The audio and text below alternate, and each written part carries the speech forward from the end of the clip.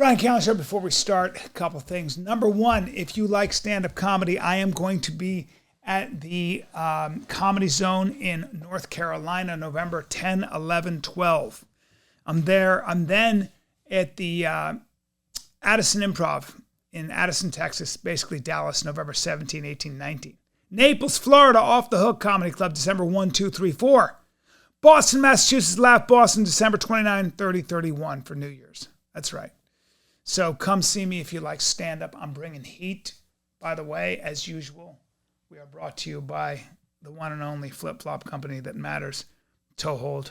Best flip-flops on planet Earth. They will last you for as long as you wear them. And they only get more and more comfortable. And once again, this is the kind of leather that looks more and more beautiful and feels better and better on your feet when you put them on. I'm going to say something dramatic about my toe holds. They're home. They feel like home. I know. I know, dude. I know. I put my feet in and I go, I'm home. And I like the little nooks and crannies. These are the dragons. And all those little nooks and crannies are a massage on my feet. Check it out, shoptoehold.com. Go to their Instagram at Toehold. All right, let's get into this. Bryan Callen, this is his intro song. Bryan Callen, it's one hell of an intro song. His comedy is marvelous. He's a genius in world politics.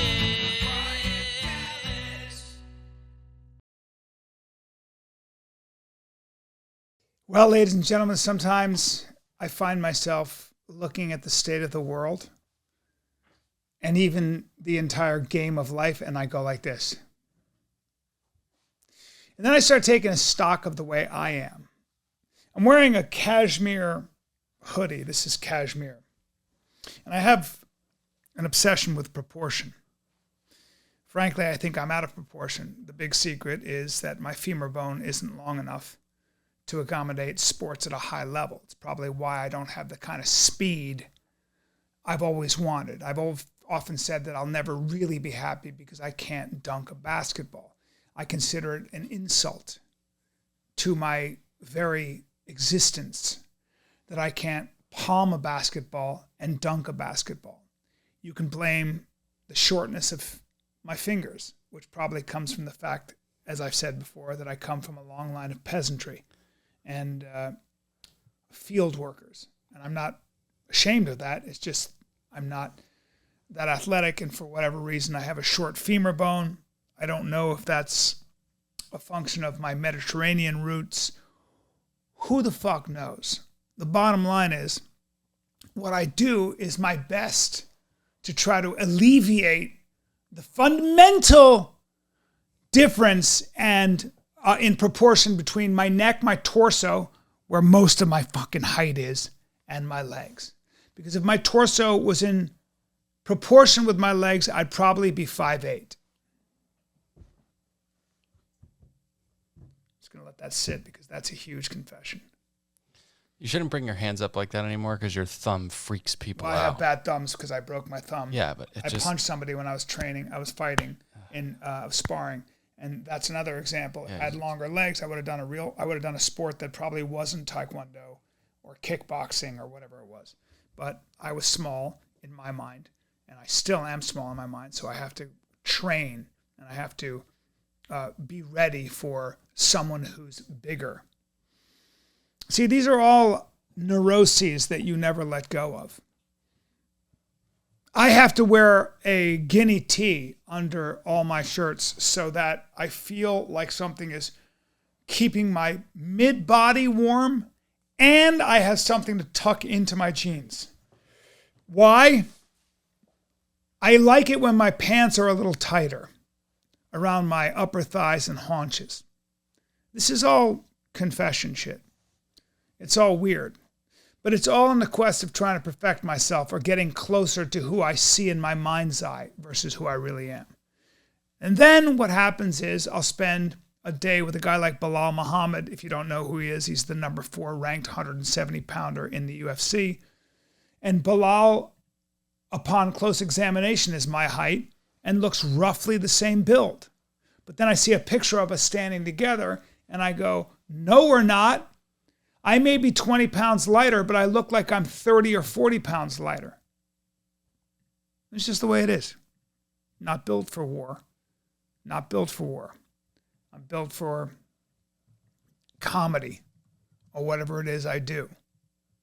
I had a great weekend, though. I was in Chicago. I hung out with Bilal Muhammad, who is a Palestinian-American UFC fighter with a very high fight IQ. He reminds me of Kevin Gastelum or guys like, or Daniel Cormier, guys who didn't have the physical advantages but got very, very high up in the game. And they're just rare people. They're just very rare people. Because, by the way, look at how much bigger his head is than mine, though. And how much thicker he is. He looks way stronger than you. He's way stronger. He's way stronger. But that's not what makes him a great fighter. What makes him a great fighter is being able to download information and adjust within the fight and find holes and openings in split-second timing where the other guy takes longer to think about it. He's able to download what you're doing and see patterns and then see when you reset and take advantage of that. So a lot of times guys pop, pop, pop, pop, and then they reset or whatever, or you'd see them move, and he can tell when you're not thinking about offense, when you're thinking, I'm going to take a little micro break. When you take micro breaks, I'm just going to move around. Now let me see if I can reset. When you reset like that, he can read that pop, pop, pop, and he closes distance. And I love that about the fight game. There are these intangibles when you're a fighter. He's one of those guys. He's also incredibly generous. He's been spending a lot of time with a guy named Khabib Nurmagomedov, who is his coach, one of his coaches. He's been in that camp praying and striking and wrestling with those guys like Islam Makhachev and the rest of the Dagestani nightmare that is Sambo / Greco / submission fighting. It's crazy how much bigger he is than you. Hey! Quiet. God damn it. And then we went to his home and had a Palestinian meal.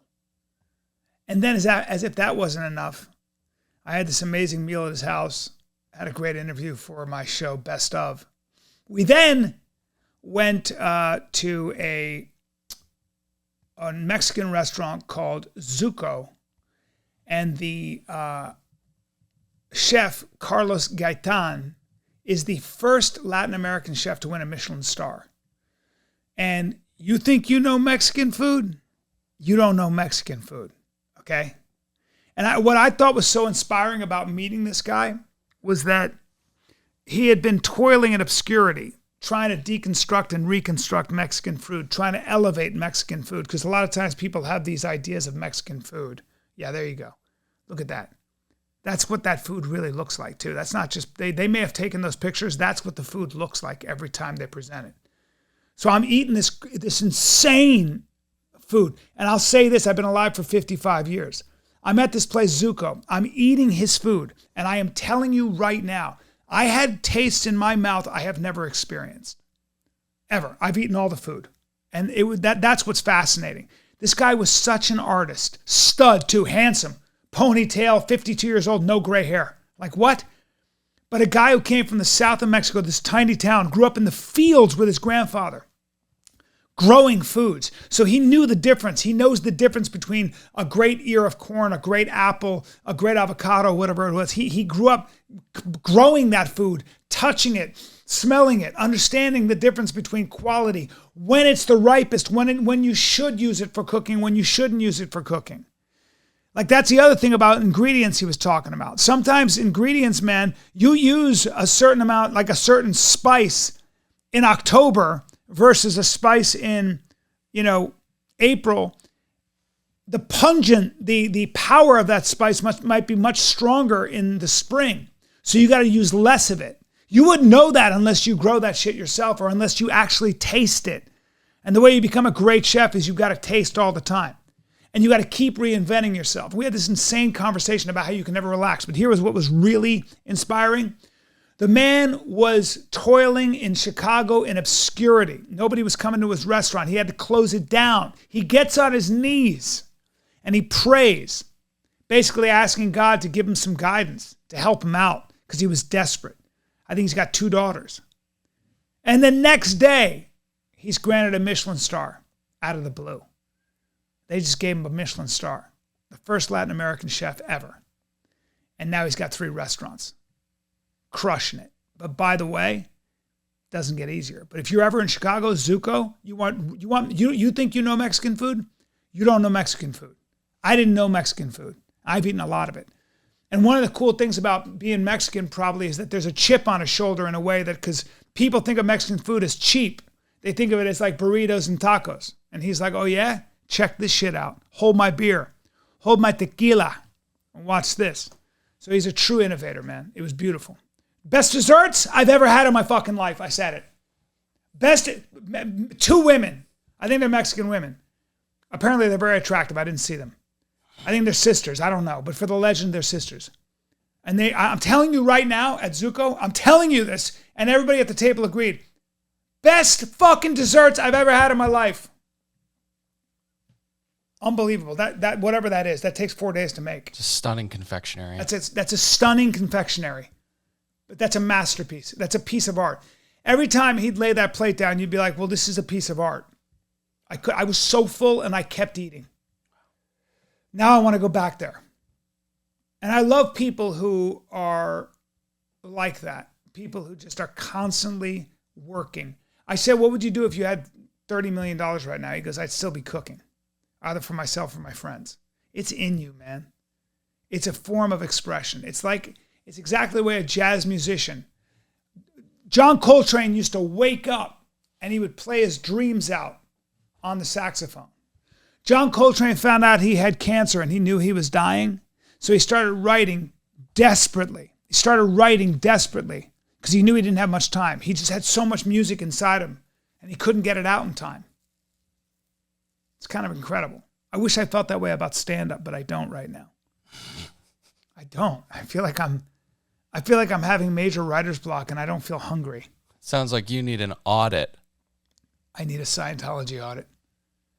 Speaking of which, this is all a long intro for our podcast today, which is I am going to be interviewing the author Mike Rinder about his book, A Billion Years. He won an Emmy with Leah Remini for his series, Scientology in the Aftermath, about exposing the Church of Scientology. He was a high-ranking member.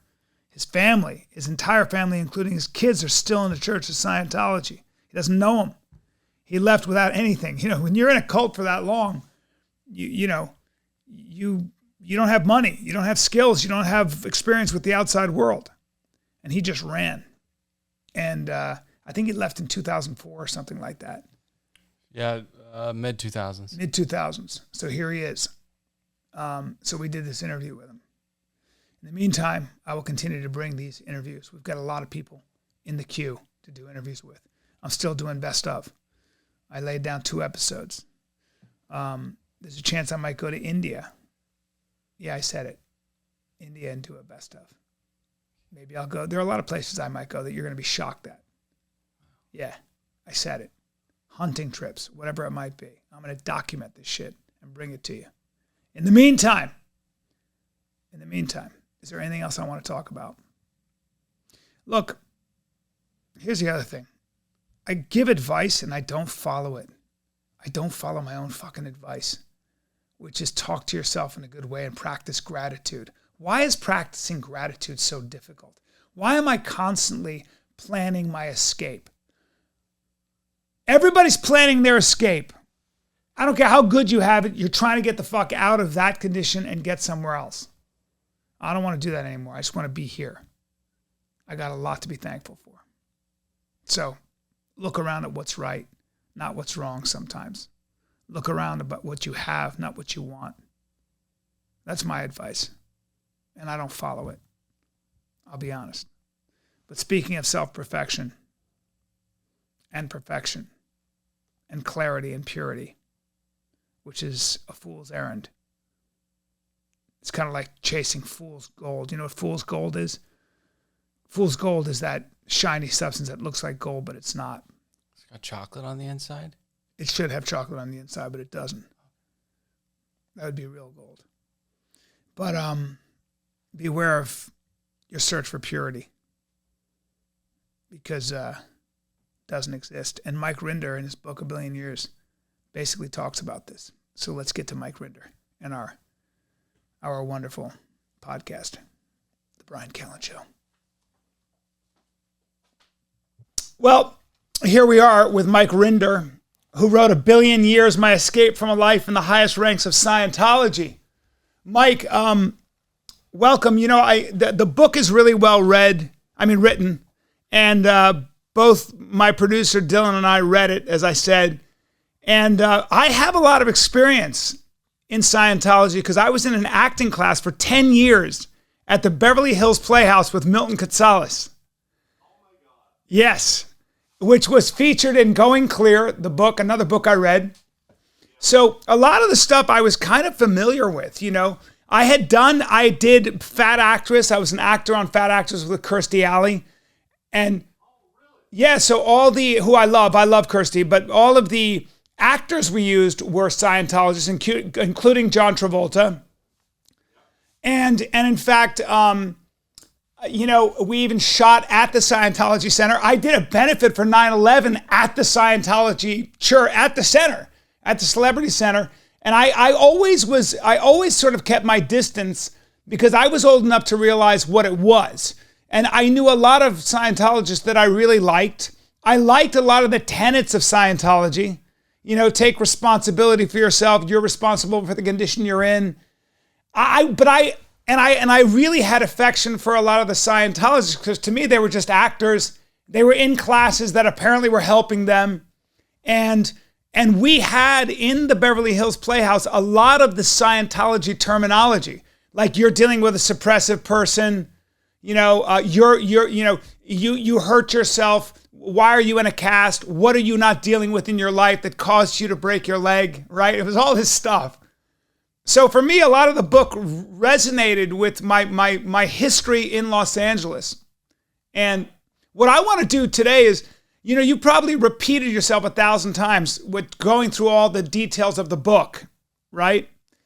But I want to kind of, yeah, and what I want to talk about, Mike, just to give you a break on that, is to talk about how you think people get caught up in these kinds of things. You know, you're an intelligent guy. You're a motivated guy. You're an energetic guy. You paid a huge price with this. I mean, you were in a cult that got you to literally almost give up your children. You know, from what I've read, it looks like you don't even have a relationship with them. Still, are they still? I think they're still in the Church of Scientology, or you don't know.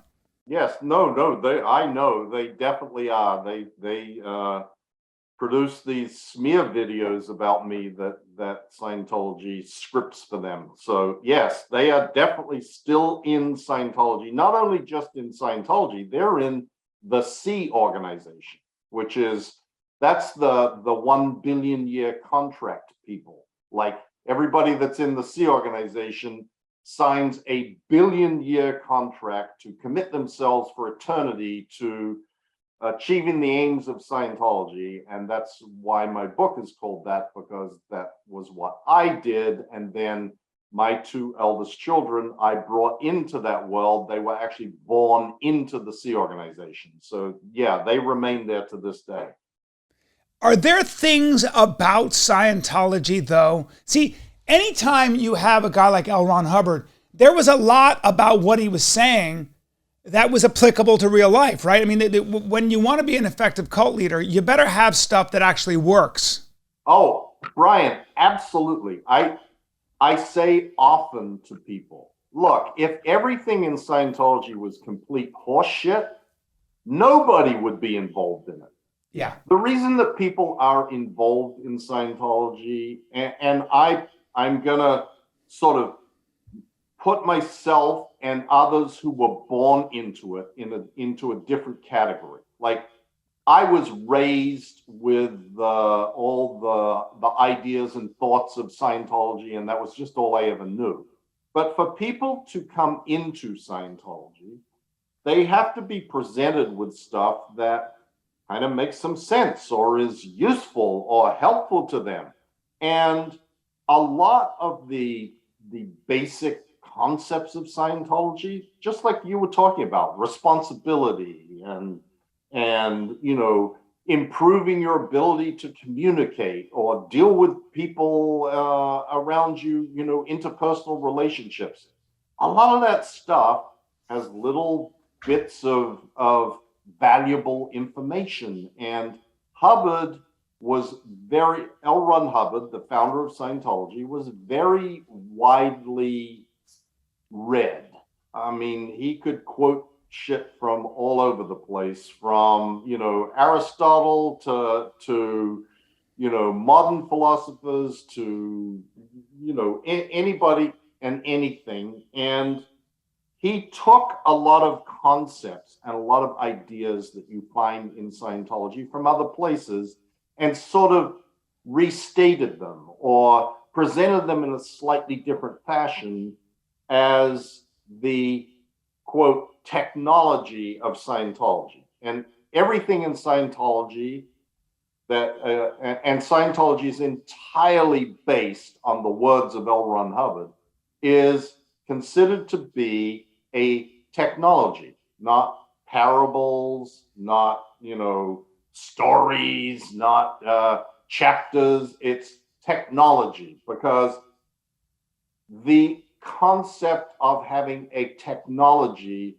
makes it appear like this is something that is scientific and researched and works 100% of the time when applied standardly, which is what Scientologists sort of say about Scientology. And that's what Hubbard said. This is a technology.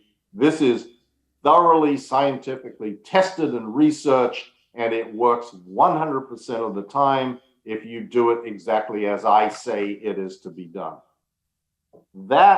All that being said, that long-winded, rambling little speech I gave, Hubbard took things that had value or workability or usefulness from all sorts of sources and combined them into the lowest sort of introductory information and level of indoctrination that you get in Scientology.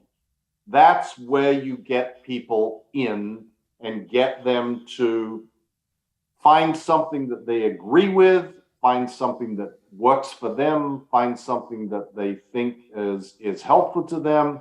And then from there, it becomes, okay, now let's take the next step. Yeah, he used, I remember being a young man and seeing this thing called Dianetics.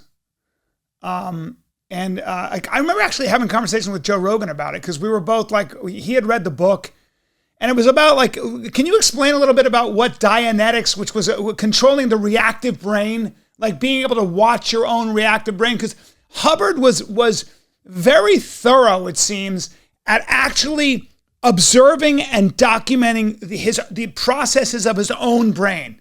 He seemed like he was actually very much interested in mastering almost the subconscious rippling of the brain, right? Was that a fair? Yes, although I would characterize it a little differently, Brian, but let me explain to you what Dianetics is. Dianetics is Hubbard's theory that everybody has two minds, the analytical mind and the reactive mind.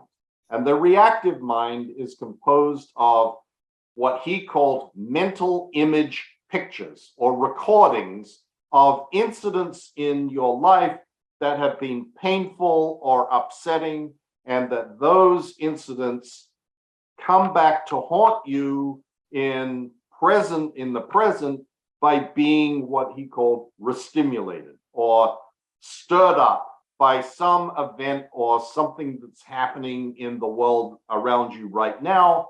And so if you got hit on the head with a baseball bat when you were 5 years old, and today you hear the crack of a baseball bat, you may start getting a headache, because that upset and pain and emotion from when you got hit on the head with a baseball bat as a 5-year-old is being recreated in present time and in your life now, and that causes you to have a headache. And there is a lot of more theory that has some sense to it. You know, the idea that he called it also an animal mind. Like if a deer in the woods smells smoke, they start running. And why do they run? Because the last time they were near smoke, it burned them. Yeah. So smoke and the smell of smoke causes a painful reaction and flight. Not a bad theory. It's not a bad theory. And Yeah. in fact, it's a genius concept, because what Hubbard sold to the world is that, look, everybody on planet Earth is fucked up some way. You've got pains, you've got upsets, you've got phobias, you've got fears, you've got arthritis, whatever. And Dianetics, he says, cures everything. I mean, literally from cancer to arthritis to phobias to morning sickness to... Yeah, I remember this very well in school. So in class, if someone had a cold or anything, it was always like Milton Gonzalez would say, what's going on in your life? Something's going on where you are being suppressed and therefore you are sick. Again, as somebody who, I was never a Scientologist, I like a lot of those concepts. I like the idea that if you're not being honest in your life in some way, or if there is somebody in your life that is toxic, for lack of a better word, that's causing you physical stress. If you're not confronting them, if you're not, you know, we used to always say in acting class, if you go home for a holiday, be careful of your own family, because you're trying to be an actor and one of your family members is going to say, you haven't made it yet. And then you're fucked for the next 6 months. And so, and I always liked that part of Scientology. I always thought that stuff made a lot of sense. And I guess that's why it was so seductive to people. Well, that's a whole nother part of the technology. But let me just go back to the reactive mind. Yeah, please. Because the genius of this was, look, you're fucked up, you got this problem, you got that problem, you're sick, you blah, blah, blah, blah, blah. But it's not you. It's this thing that you didn't know existed called the reactive mind. And I have developed the only method of eradicating the reactive mind, and that's called Dianetics. When you can tell people that, you know, that it's funny because you talk about responsibility, but ultimately the thing about Dianetics is the first pitch of Dianetics is you're actually not responsible for being messed up. It's this thing that you didn't know about called the reactive mind, and let's address it, and you can become a perfect person. And all you need to do is buy the book in the beginning. And then it became, all you need to do is give us your money and we will do the stuff from Dianetics on you, for you. The problem with Dianetics was, and it still is, that it sounds very, very sort of scientific. I mean, you read the book, you know, it's 550 pages and it is something crazy, and it is like jam-packed with all this scientific sounding stuff, but these grandiose promises too, that if the theory of Dianetics is actually true, and that you, by eradicating this reactive mind of yours, become a perfect analytical mind and perfectly healthy human being, then what you get at the end of Dianetics is like the perfect person. But that didn't happen. And it never has happened, and it never will happen, because it doesn't actually produce the perfect person. So then Hubbard decided, well, now I need to do something else to fulfill the promises that I have made in Dianetics that are not coming true. And that's where Scientology came from. He then said, look, the problem isn't just a reactive mind. There is now three parts. He decided now there's three parts of man. There is the mind, the body, and the spirit. And the spirit in Scientology he called the Thetan. And now he says in Scientology, we're going to address the spirit because the spirit is actually senior to the mind and the body, and the spirit controls what happens in the mind and the body. So we need to address the spirit. And because now we're addressing spiritual matters, let's call ourselves a religion. Wow. And do you think, Mike, that this was revelation for L. Ron Hubbard, or was this just his genius way of creating a tax-exempt, I mean, this is what you talk about in the book, but a tax-exempt religion and a way to gain more control? I mean, was it a combination of both? I'm asking you to look at your charitable side here.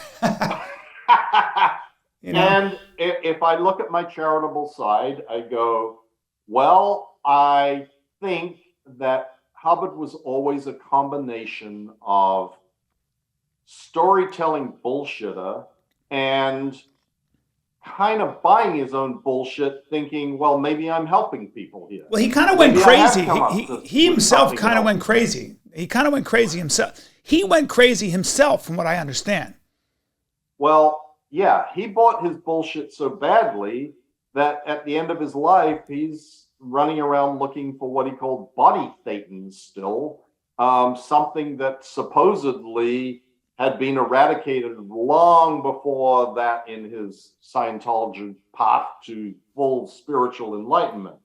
But he was so convincing in presenting these ideas that he had to people around him that I think that he actually started believing it too. And it's hard to ascribe exactly motives.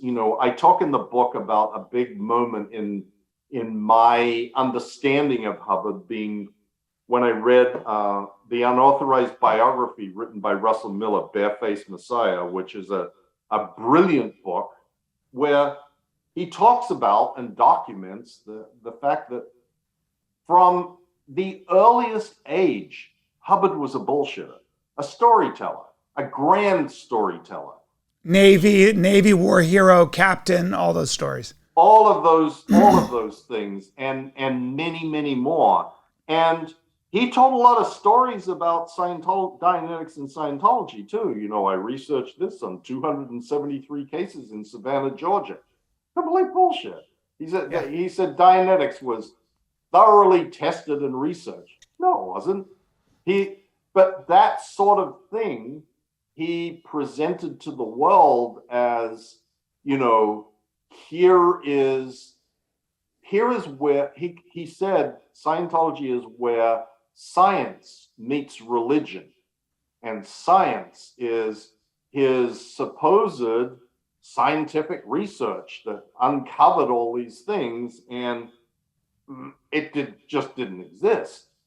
Well, I will say what's very interesting about you explaining Dianetics is that, I don't know if you know Jonathan Haidt.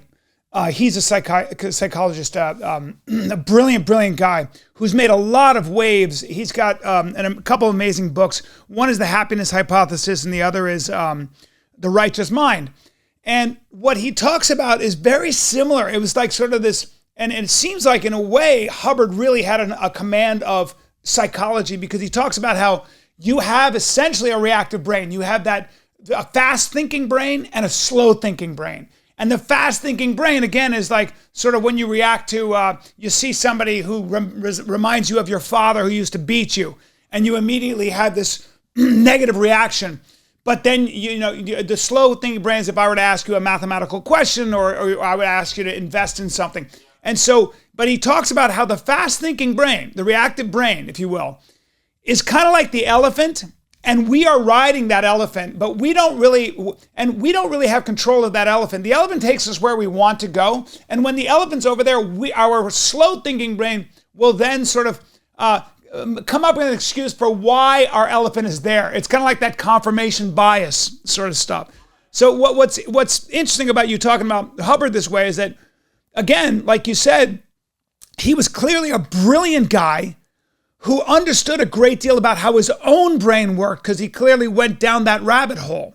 But probably at the end of the day had this Messiah complex, created a world where he had, one of the things I think is also interesting that I'd love you to talk about is you were born into it. And I met people who were the children of Scientologists. I think people like Giovanni Ribisi and some other people that I knew who were very, very, I didn't know Giovanni, but he was in the class I was in a couple times.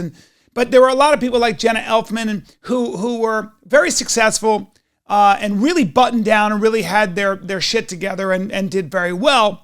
But they were born into it, and they seem to have been able to create space between their professional life and Scientology in terms of they were able to use those things. But then there were a lot of people who came to Los Angeles who were lost and had always been lost and found a community, found a home, and found purpose. And I even knew people who dropped out of class, and when I said, where were they? They had joined the Sea Org. And they had become full-fledged officers. And I will say that a lot of them seem to be a very similar personality. They seem to be kind of not bad people at all, maybe not as experienced or had not been as exposed to the world as a lot of people, and very easily impressionable. So, it's almost like they found Scientology. If they hadn't found Scientology, they were probably going to find something else. You know what I mean? Or whatever. But Scientology is different. And one of the things I think you do a great job in the book of, is that Scientology was different in that you didn't have a choice. You were all in, man. And you were corrected physically and psychologically. That chapter on the whole is pretty harrowing. All those things. So that's where it seemed to be very, very different. According to Going Clear, there also seems to be, they would get information from you. They could hold that over your head. And this is where the mastery of control comes in.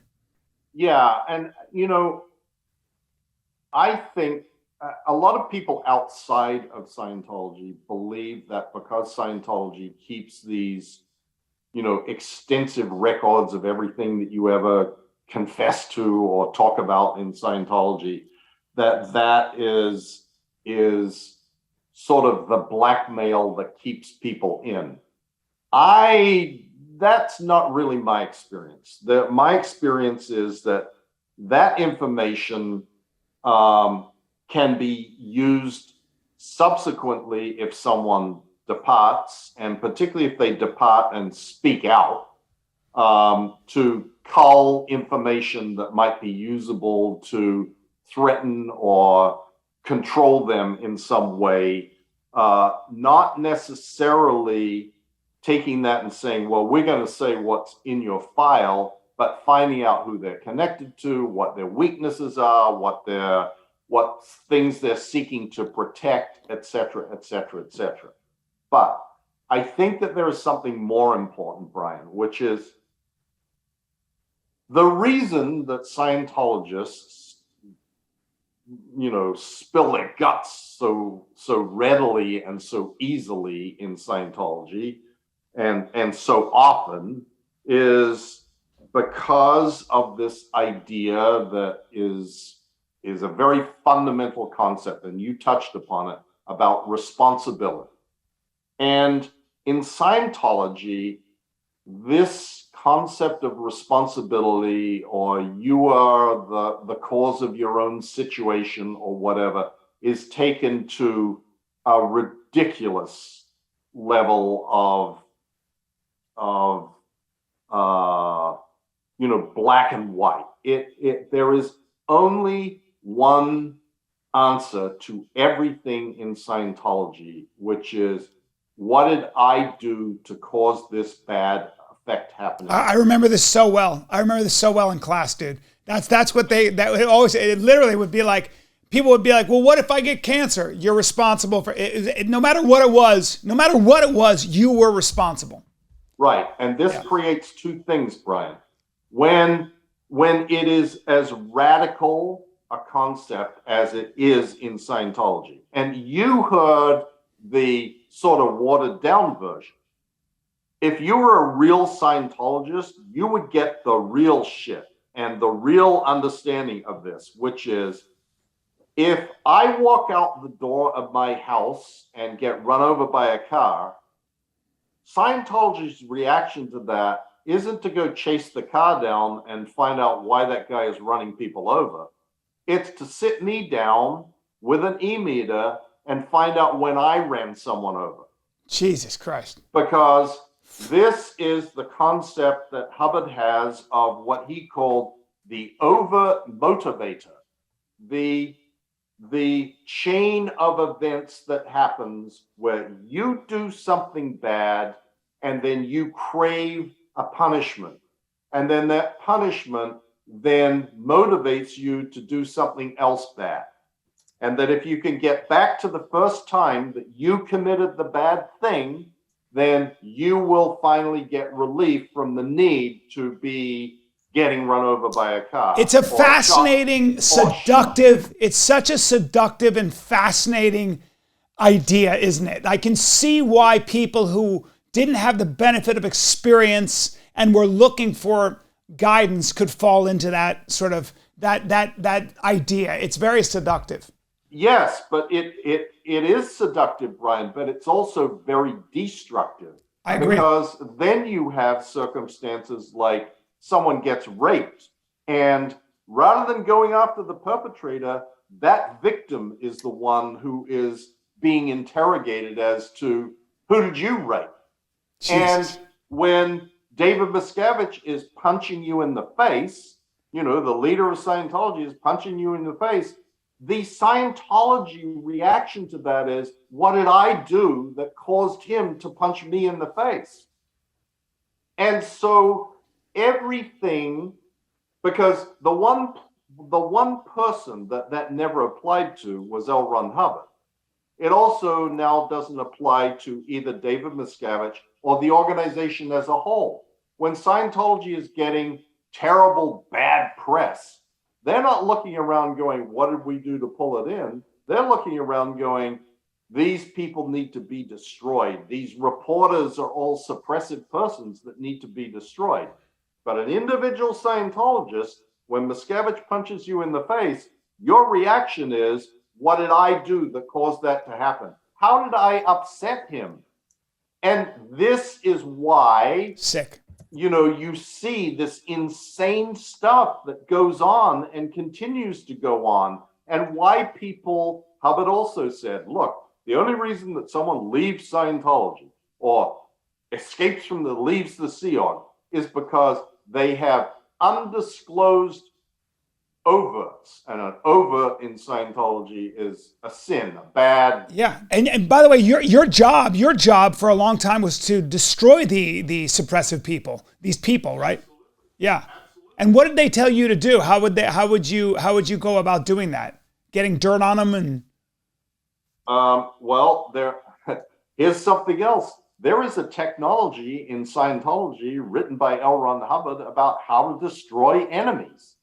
And he fancied himself and he wasn't, but he fancied himself as an naval intelligence officer from World War II who understood all about intelligence. So there is Hubbard writings, scripture, tech about case officers and running agents and sending in plants and creating scenarios to cost people their jobs and get them fired or get them arrested, or like all of this sort of stuff is laid out. There is how to hire private investigators and harass people with investigation, how to silence critics. It's like all of this stuff is laid out in black and white.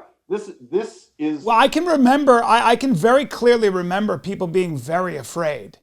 That some of that fear seems to have, because of the internet and because of all this, it feels a lot like, the powers that be in Scientology, whether it's David Miscavige, who I haven't seen a picture of him since, I don't know, maybe 30 years ago. But there are a couple things, and I know you call Tom Cruise out in the book, but it seems that they seem to have they've gone maybe underground a little bit. They're not. I don't know how they're doing. I don't know what their recruitment process is like. I don't know how well the Church of Scientology is actually doing now. I mean, I would imagine they're dealing with a lot of damage. Yeah, it's not good. Look, Bryan, the poison of cults is information, and today we live in the information age. Yeah. You can Google anything and everything, and you Google Scientology and it's not pretty. So they have a much harder time sucking people who are unaware of the darker side of Scientology into these organizations anymore. They also have, excuse me, it's much more difficult for them to go about the business of destroying and harassing critics of Scientology or people they consider to be enemies, because it's been getting exposed. It's been shown on TV. It was in Going Clear. It was in 3 seasons of Scientology in the Aftermath. It's on podcasts. It's everywhere. But before that, what I thought was amazing was David Miscavige and whoever they were amazing. They actually blackmailed the IRS. I mean, they kept suing the IRS. Were you involved then? Were you with the church then? Yeah, do you know much about that? Because I talk about it in the book. I mean, we filed 1,000 lawsuits. Yeah, I know. And not only that, hired private investigators to investigate individual IRS agents, put out magazines that I mean, you took on the IRS. You took on the IRS. That's insanity. And by the way, it worked, because the IRS came to you and said, what do we do to stop this? And you were like, give us tax exempt status and stop trying to investigate us. I mean, pretty much, right? That's exactly right. And that's unfortunate. Yeah, but it's kind of say what you will about David Miscavige. He seems like a ballsy son of a bitch. What is? Can you talk about Miscavige and Tom Cruise? Can we get into that? Because Tom Cruise, I did a reading with him and actually had an hour-and-a-half conversation with him, and I fell in love with him. Everybody I know who ever talks about him, and I know people that have worked with him, say he's the nicest human being on the fucking planet. He's just the nicest guy in the world. I don't know anything about David Miscavige. I don't think very few people know. He seems to keep completely out of the limelight. If you read Going Clear, or this book, it's not a flattering picture. He sounds like a scary dude. But can we get into his, first of all, and you haven't been in the church in a while, but is it your contention that Miscavige is the ultimate ruler here? He seems to hold total power, and people are very afraid of this guy. Absolutely 100% without doubt. He is the undisputed dictator of Scientology. He calls himself the ecclesiastical leader of the Scientology religion, which is sort of, bullshit legalese for I'm the Pope. And he likes to call himself basically the Pope of Scientology, or equate himself to the Pope of the Catholic Church. He is a sociopath or a malignant narcissist, whichever. I'm not a psychologist or a psychiatrist, so I don't make like actual clinical diagnosis, but I've read enough books and I've been around him enough to know that's his lane. So Tom Cruise, on the other hand, is like a David Miscavige clone at this point. Look, David Miscavige, like most sociopaths, can also be charming in settings where it is required for him to be charming. If he goes to like back in the day when we used to go to premieres of Tom Cruise movies, he would be very charming, and he'd be sitting there chatting to all of the Hollywood luminaries and dignitaries, and they all thought he was a lovely guy, David Miscavige. Just like everybody who meets Tom Cruise in the, the world of making a movie thinks he's just a great guy. And I will say about Tom Cruise, like virtually every Scientologist I know, he works hard. He is dedicated to doing whatever it is that he is doing at that minute, 100% flat out full time. Outside of the confines or the world of making movies, he's not such a nice guy. And his personality has become more and more akin to David Miscavige as time has gone by. And Miscavige thinks that he and Tom Cruise are like the only two big beings on planet Earth. And they're very close. They seem to be very close. They spend a lot of... Those are two big beings. Yes, very close. I mean, Miscavige was the best man at both his weddings, actually. Both to Katie and to Nicole. And well, one of the things I thought about with Tom Cruise that was what I heard, I don't know, is he seems to be estranged from his kids, and he lives in Clearwater, Florida. I mean, I don't know what's going on. He's estranged from Suri, certainly. He is. I don't know about Connor and Bella. Like let's just put them aside. Suri, he is estranged from, and he is estranged from her because she is connected to her mother, who is a suppressive person in Scientology. So he doesn't have, wow. As a suppressive person, she is to be disconnected from. And because Suri is connected to her, she too is to be disconnected from. That's kind of astonishing. I just can't imagine having that, doing that, and being that. But that's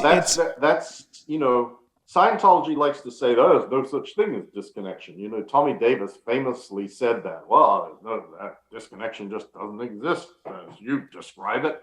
It's actually worse than that was described. But Scientology believes that if there is someone who is in any way antithetical to Scientology or a Scientologist, that the answer for a Scientologist is to disassociate from them. And that process in Scientology, it's called disfellowshipping in the Jehovah's Witnesses and shunning in other religions. Well, I saw that with my own eyes. I saw that. So Jeffrey Tambor left Scientology and was never spoken about again.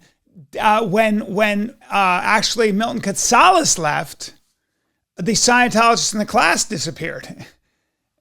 And so I was like, what the fuck is going on? I was just an actor, in the Saturday class, and I was like, hey, where are all the people that and then I talked to one Scientologist, and she said it wouldn't be fair for me to, third party him, which was to talk behind his back. So again, I know all the terminology. I was around it. Yeah, I do, dude. I was, it was all of that stuff. And then there were whispers that Milton was clear. He'd gone clear. And then I remember one of my teachers, Gary Imhoff, who you probably knew, he was a Scientologist. And Gary, I loved Gary. Gary said to the class, he goes, somebody asked me if I was a Scientologist. And I said, have I taken classes there for 23 years and gotten a lot out of them? Yes. Have I taken classes there and not gotten anything out of them? Yes. If you want to call that making me a Scientologist, that's fine. So a lot of the people that I knew had acting and their careers as a bulwark, at least a cushion.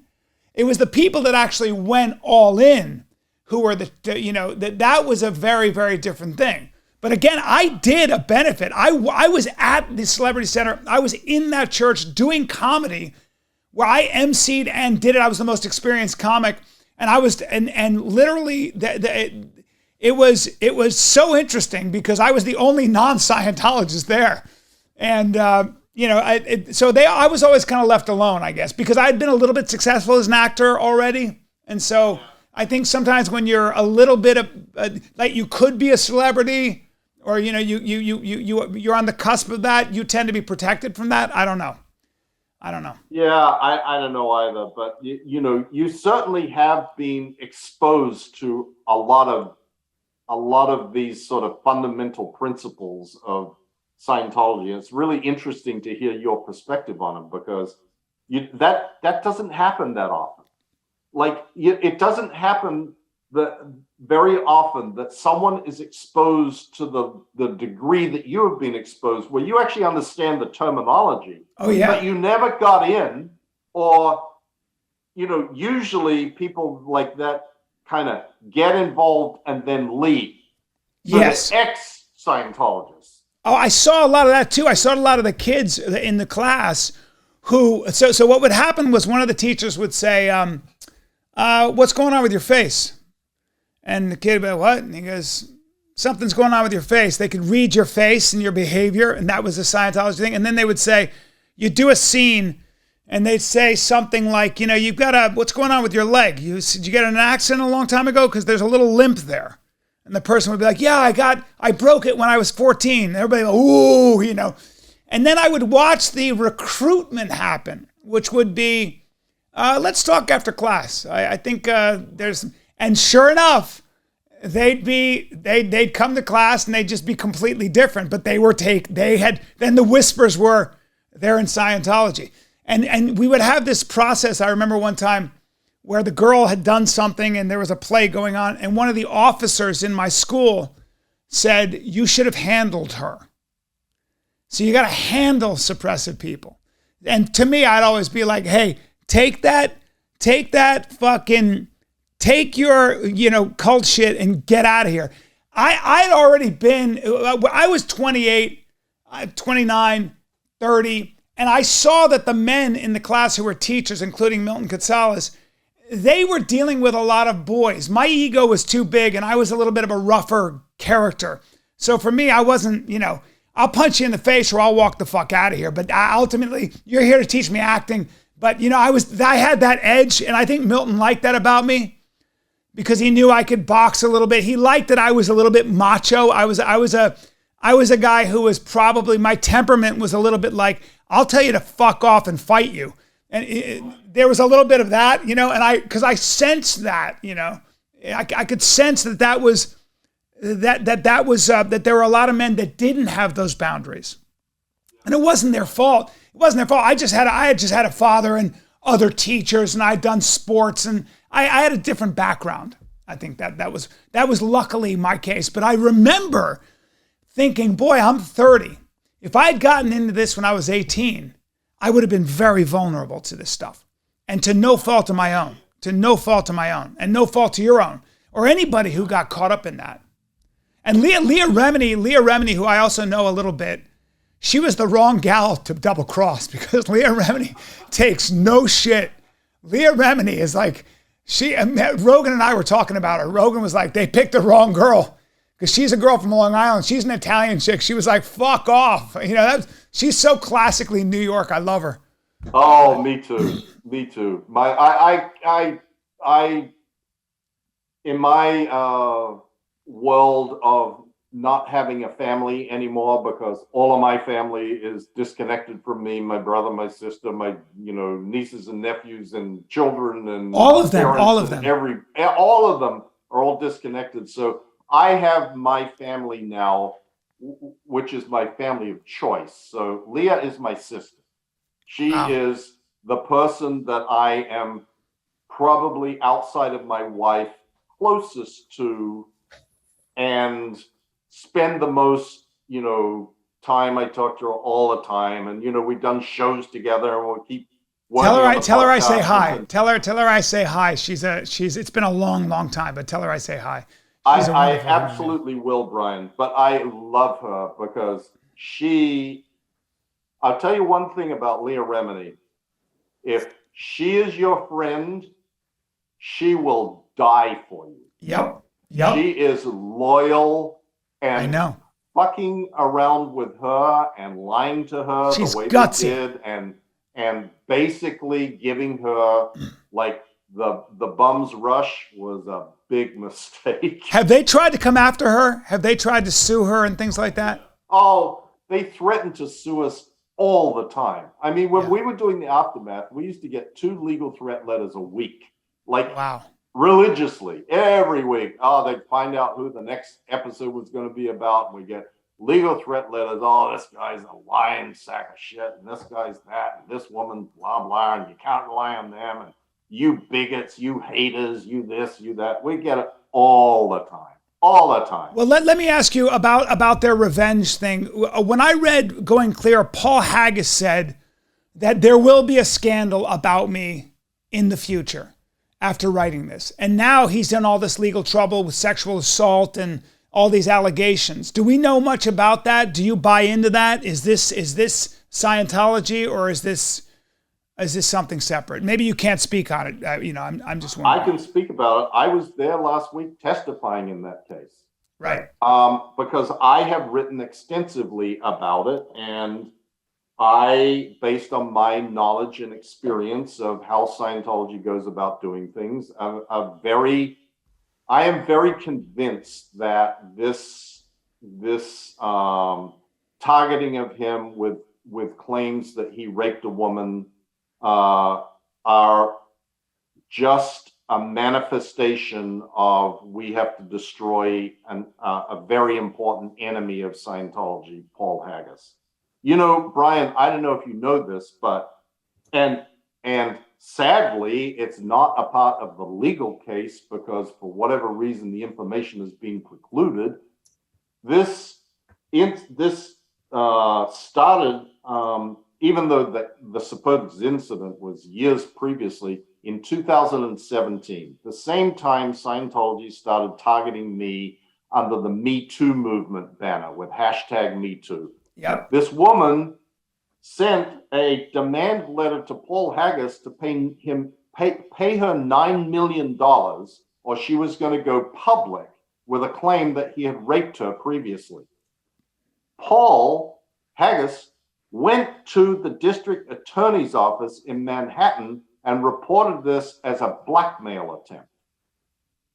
The district attorney's office said, we can't do anything with this because it came in the form of a letter from a lawyer. So your only remedy is a civil remedy. So Paul Haggis sued her for this shakedown attempt. She then countersued and claimed that he had raped her.